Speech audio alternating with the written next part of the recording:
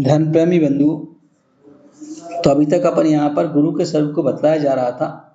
तो गुरु के स्वरूप में बतलाया दिया गया था कि जो विषयों की आशा से रहे थे, निरालंब और परिग्रह से रहे थे और ज्ञान ध्यान तप में लीन है, का ऐसे ही साधु होते हैं।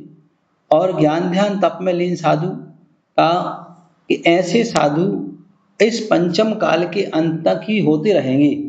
इस बात को मोक्ष पहाड़ में अष्टपहाड़ के अंतर्गत बतलाया हुआ है कि भरहे दुस्सम काले धम्मज्झाणम हवेशाहुस तम अपसहा उठ दे नाहु मन्नई सोभी अनलानी। का इस भरत क्षेत्र के दुश्मन नामक काल में, जो अभी काल चल रहा है, इसके काल में, इस काल के अंत तक धर्म ध्यान को करने वाले साधु होते रहेंगे।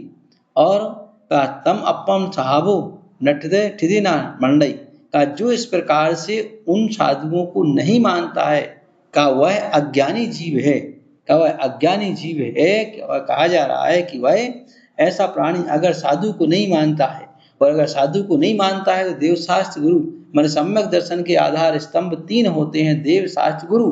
तो गुरु को न मानने से सम्यक दर्शन के आधार स्तंभ भी समाप्त हो जाएंगे।